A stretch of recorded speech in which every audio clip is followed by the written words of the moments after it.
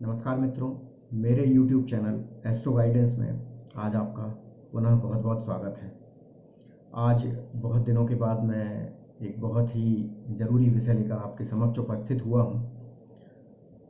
आज का विषय संतानहीनता और उसके निराकरण से संबंधित है। जैसा कि आप सभी जानते हैं कि नारी का रंग, रूप, गोरापन और पुरुष का पुरुषत्व ही दाम्पत्य जीवन की सफलता का आधार नहीं है। उनकी सफलता तो इस बात पर निर्भर करती है कि उन्होंने एक दूसरे को जीवन के परम लक्ष्य को प्राप्त करने में कितना सामंजस्य रखा है। हिंदुओं के प्रमाणिक ग्रंथ वेदों में विवाह संस्कार 16 संस्कारों में से एक संस्कार होता है। इसका उद्देश्य केवल भोग भोगना नहीं होता, अपितु सामाजिक उत्तरदायित्व का निर्वहन करते हुए सांस्कृतिक धरोहर को, आनुवंशिक परंपरा को आगे बढ़ाना होता है। धर्म, अर्थ और काम, इन तीनों पुरुषार्थों को साधते हुए मोक्ष की प्राप्ति की तैयारी करना विवाह कहलाता है। यही कारण है कि नारी का रूप और पुरुष का पुरुषत्व ही दाम्पत्य जीवन की सफलता का आधार नहीं हो सकता।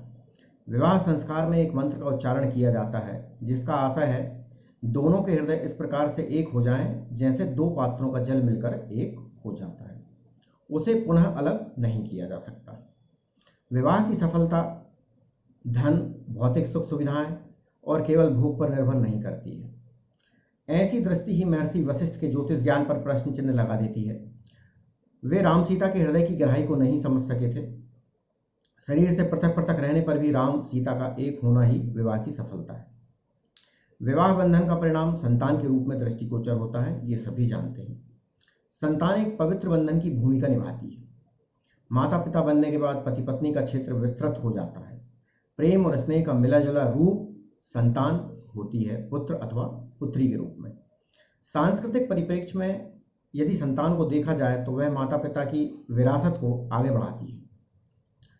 संतान को समाज के अधिकांश लोगों ने सिर्फ पुत्र के अर्थ में देखा है। यह पुरुष प्रधान समाज की देन है। परंतु क्या आपने कभी विचार किया है, आपने जो संतान उत्पन्न की है वह किसी की कन्या से मिलकर की है, और आपकी पत्नी जिससे आप इतना प्रेम करते हैं, आप प्रतिदिन शयन करते हैं, वह भी किसी माता पिता की कन्या ही है, जो आपकी कितनी सेवा करती है, घर की देखभाल करती है, सभी लोगों का ध्यान रखती है। वह वास्तव में एक नारी ही है। अतः कन्या समाज में जो महत्वपूर्ण भूमिका निभाती है उसे लोग कैसे नकार सकते हैं। अब संतान का अर्थ समझ लेते हैं। स्त्री और पुरुष दोनों ही अकेले रहते हैं तब तक अधूरे हैं जैसे कि ऊपर स्पष्ट किया गया है। पवित्र विवाह बंधन दोनों को पूर्णता प्रदान करता है, लेकिन फिर भी दोनों के भीतर एक अभाव सा खटकता रहता है। सामाजिक ही नहीं, व्यक्तिगत परिप्रेक्ष्य में भी पति पत्नी दोनों संतति का सुख प्राप्त करना चाहते हैं, और जब पहली बार पत्नी गर्भवती होती है तो दोनों को विवाह की सार्थकता का बोध होता है। इसे अवर्णनीय कहा गया है। यह एक अनुभूति है जो माता गर्भवती होती है वो केवल वही समझ सकती है इस बात को, या जो पिता बनने की तैयारी कर रहे होते हैं और उन्हें खुशखबरी प्राप्त होती है कि मैं पिता बनने वाला हूँ, वो इस अनुभूति को अनुभूत कर सकते हैं, इसका परसेप्शन कर सकते हैं। ऐसा सुखद अनुभव प्रेम के मूर्तिमान का प्रतीक होता है, और जब वह संतान आज्ञाकारी होती है अर्थात माता पिता के हितों का ध्यान रखने वाली होती है तो उसे पूर्व जन्म के संचित पुण्यों का फल माना जाता है। ऐसे माता पिता धन्य कहलाते हैं। कहा भी गया है, जननी जने तो भक्त जन, कह दाता कह सूर, नहीं तो रीझ बांझड़ी मति गवावे नूर। रामचरितमानस में तुलसीदास जी एक जगह कहते हैं, सुनु जननी सोई सुत बड़ भागी, जो पितु मातु वचन अनुरागी। दोस्तों, कहने का अर्थ यह है कि हमारे सनातन संस्कृति में 16 संस्कार होते हैं। उन संस्कारों में एक संस्कार होता है विवाह संस्कार, और विवाह संस्कार की पूर्णता तभी मानी जा सकती है जब विवाह के पश्चात आपको संतान की प्राप्ति हो, और आज्ञाकारी संतान की प्राप्ति हो तो सोने पे सुहागा, क्या कहना। तो आज का विषय संतानहीनता और उसके निवारण से संबंधित है। जिन दंपतियों को संतान नहीं हो रही है या वो संतान प्राप्त करने में सक्षम नहीं है, सभी प्रयास करने के बाद भी संतान प्राप्त नहीं हो रही है, तो उसके कई सारे कारण हो सकते हैं।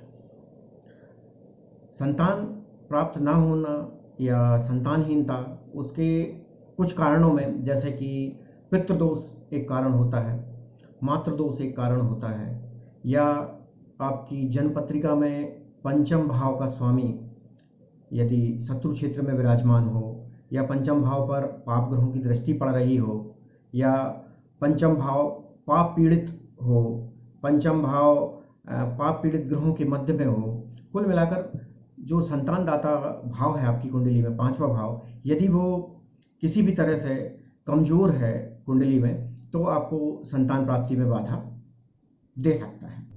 इसी प्रकार जन्म पत्रिका में यदि बृहस्पति कमजोर है, कम अंशों पर हैं, पाप पीड़ित हैं, पाप ग्रहों की दृष्टि बृहस्पति पर है, अथवा शुक्र पाप पीड़ित है, शुक्र अस्त है, या शुक्र पर किसी पाप ग्रहों की दृष्टि है, या शुक्र नीच राशि में है, तो ये सब कारण संतानहीनता को जन्म देते हैं।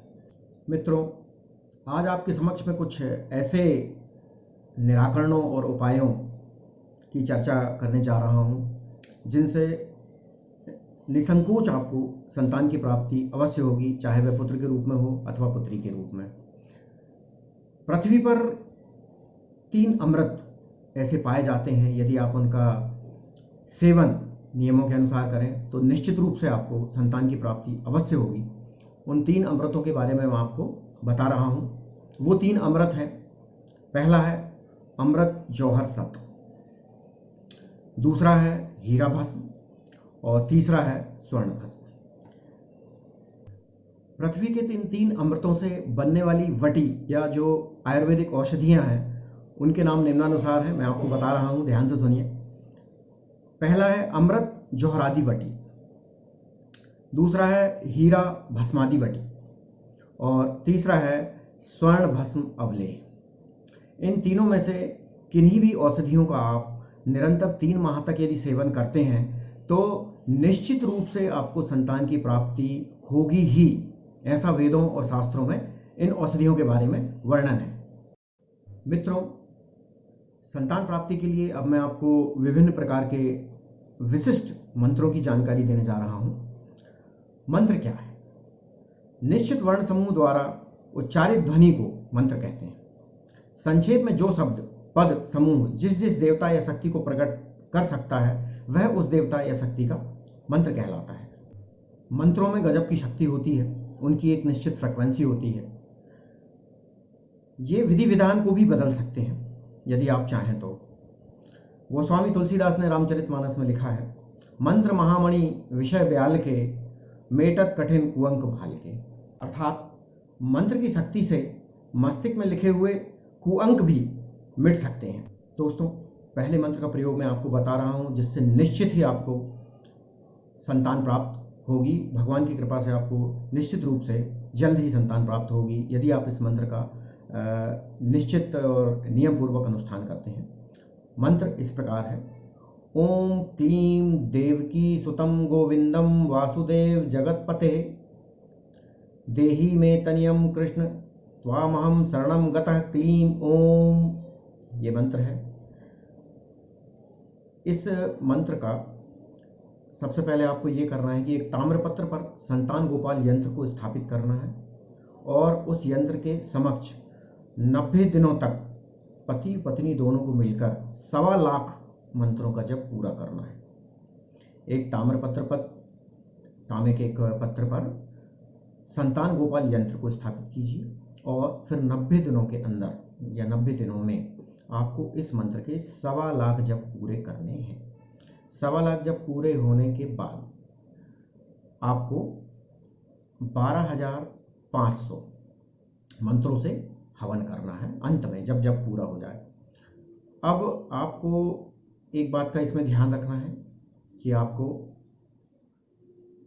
जप के दौरान पीत वस्त्र धारण करने हैं, पीले वस्त्र पहन के रखने हैं, और पीली वस्तुओं का ही दान करना है, और प्रतिदिन कुछ ना कुछ मात्रा में आपको पीला पदार्थ भोजन के रूप में ग्रहण करना है, जैसे बूंदी के लड्डू, बेसन के लड्डू, कुछ भी पीली वस्तु आपको खानी ही खानी है। सामान्य भोजन आप करिए, सामान्य भोजन करते रहिए, उसके साथ ही आपको पीली वस्तु भी कुछ ना कुछ खानी है। जब आपका अनुष्ठान पूरा हो जाए तो अनुष्ठान पूरा होने के बाद फिर पति पत्नी अपने धर्मों का पालन करें, और आहुति के पश्चात जो भस्म आपके पास बची हुई है उस भस्म को अपने रूम में, अपने कक्ष में छिड़काव कर दें और उस भस्म का पानी के साथ सेवन भी करें। निश्चित रूप से आपको संतान की प्राप्ति होगी। मित्रों, एक दूसरा बहुत ही कारगर उपाय आपको बताने जा रहा हूँ। हरिवंश पुराण में संतान गोपाल स्त्रोत दिया हुआ है। आप हरिवंश पुराण ले लीजिए, उसमें एक संतान गोपाल स्त्रोत दिया हुआ है। उस संतान गोपाल स्त्रोत का आप प्रतिदिन पति पत्नी मन से पाठ कीजिए, भगवान पर विश्वास करके उसका पाठ कीजिए। 1 वर्ष के अंदर निश्चित रूप से आपको संतान की प्राप्ति होगी। पुत्र प्राप्ति या पुत्री प्राप्ति का एक तीसरा प्रयोग आपको बता रहा हूँ। यह स्वयं सिद्ध प्रयोग है। मैंने कई लोगों पर यह प्रयोग किया है और बिल्कुल 100% सफलता पाई है। प्रयोग कुछ इस प्रकार है। प्रयोग में आपको रामचरितमानस बालकांड दोहा संख्या 200 में एक चौपाई दी हुई है। चौपाई इस प्रकार है। प्रेम मगन कौशल्या निशिदिन जात न जान, सुत स्नेह बस माता बाल चरित कर गान। इस चौपाई का आपको किसी भी सोमवार के दिन रात के 10 बजे से 12 बजे के मध्य, किसी भी सोमवार के दिन रात को 10 बजे से लेकर 12 बजे के बीच में 108 बार इस चौपाई को आपको पढ़ना है और फिर इसी चौपाई से 108 आपको आहुति देनी है। आहुति आप मावा मिश्री इत्यादि से दे सकते हैं, किसी से। 108 बार इस चौपाई को पढ़ना है और फिर 108 बार इसकी आहुति आपको देनी है। इससे यह चौपाई सिद्ध हो जाएगी। फिर इसके बाद पति और पत्नी दोनों इस चौपाई को प्रतिदिन कम से कम 21 बार पढ़िए। निश्चित रूप से जल्द 6 माह या साल भर के अंदर आपको निश्चित रूप से संतान की प्राप्ति होगी। इसमें कोई संशय नहीं है। मित्रों, एक और बहुत जबरदस्त तरीका मैं आपको बता रहा हूँ संतान प्राप्ति का। एक मंत्र है। मंत्र इस प्रकार है। ओम क्लीं कृष्णाय नमः पुत्रम कुरु कुरु स्वाहा। एक बार और मंत्र को पढ़कर मैं आपको बता रहा हूँ। ओम क्लीं कृष्णाय नमः पुत्रम कुरु कुरु स्वाहा। आपको करना क्या है? श्री कृष्ण जन्माष्टमी के दिन प्रातः उठते ही स्नान आदि से निवृत्त होकर इस मंत्र को जपना शुरू कर दीजिए। उस दिन रात्रि 12 बजे तक, कृष्ण जन्म होने तक निराहार रहकर इस मंत्र को जपें। एक ही दिन में यह मंत्र सिद्ध हो जाएगा। बस शर्त यह है कि उस पूरे दिन भर आपको मौन रहना, अर्थात मंत्रोच्चार के अतिरिक्त कुछ भी नहीं बोलना है। इस प्रकार यह मंत्र सिद्ध कर लीजिए। फिर पति 108 बार पत्नी के कान में इस मंत्र को सुनाएं और अपने धर्म का पालन करें। जब जब भी पति पत्नी पुत्र उत्पत्ति हेतु अपने धर्म का पालन रात्रि में करें, उससे तुरंत पूर्व पति का यह कर्तव्य है कि पत्नी के कान में 108 बार इस मंत्र का उच्चारण करें, पत्नी को ये मंत्र 108 बार सुनाएं। बस फिर कोई संशय नहीं है, निश्चित रूप से आपको संतान के रूप में पुत्र ही प्राप्त होगा। मित्रों, कई बार मेडिकल प्रॉब्लम्स के कारण संतानहीनता का सामना हम लोगों को करना पड़ता है। मेडिकल प्रॉब्लम पुरुष और स्त्री दोनों के साथ हो सकते हैं, तो मैं उसके लिए भी आपको स्वयं सिद्ध प्रयोग बता रहा हूँ। पुरुष स्वर्ण भस्म अवलेह बाजार में आपको मिल जाएगी, स्वर्ण भस्म अवलेह। तो इस स्वर्ण भस्म को ला करके पुरुष दूध के साथ रात में स्वर्ण भस्म को थोड़ा थोड़ा लेना चालू करे। 3 माह तक पुरुष को ये प्रयोग करना है। और स्त्रियों के लिए आपको मैं 2 औषधियों के नाम बता रहा हूँ। इसमें से एक औषधि का नाम है शिवलिंगी। शिवलिंगी के बीज होते हैं छोटे छोटे, वो शिवलिंगी ले आइए आप बाजार से। 250 ग्राम लगभग शिवलिंगी ले आइए और पुत्र जीवक के बीज 250 ग्राम पुत्र जीवक के बीज ले आइए और इन दोनों को कूट पीस करके मिला लीजिए। और फिर इसका सेवन स्त्री को 6 माह तक करना है।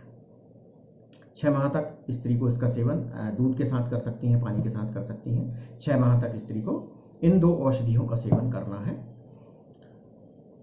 निश्चित रूप से आपके शरीर में जो भी मेडिकल प्रॉब्लम होगी, जिस भी कारण से आप संतानहीनता का सामना कर रहे हैं, संतानहीनता का कष्ट आप भोग रहे हैं, वह बिल्कुल दुरुस्त हो जाएगी। वह समस्या आपकी बिल्कुल हल हो जाएगी। यह आप विश्वास रखिए और ये प्रयोग आप निश्चित रूप से करके देखिए। दोस्तों, मैंने आपको जो भी प्रयोग यहाँ पर बताए हैं, आप स्वयं पर विश्वास रखकर, मुझ पर विश्वास रखकर और उस परमपिता परमात्मा पर विश्वास रखकर इन प्रयोगों को करना चालू कीजिए। निश्चित रूप से आपको जल्द ही संतान की प्राप्ति होगी। दोस्तों, आज के लिए बस इतना ही। नीचे डिस्क्रिप्शन बॉक्स में मेरे अन्य वीडियोस की लिंक आपको दी हुई है। वो वीडियोस भी बहुत अच्छे हैं, आपके बहुत काम के हैं, आपके बहुत काम आ सकते हैं। तो उन वीडियोस को देखिए और लाभ उठाइए। और यदि आपको किसी प्रकार की कोई समस्या आ रही हो, कोई बात समझ में ना आ रही हो, तो आप मुझसे संपर्क कर सकते हैं। मेरा नंबर डिस्क्रिप्शन बॉक्स में दिया हुआ है। जय श्री राम, जय जय श्री राम।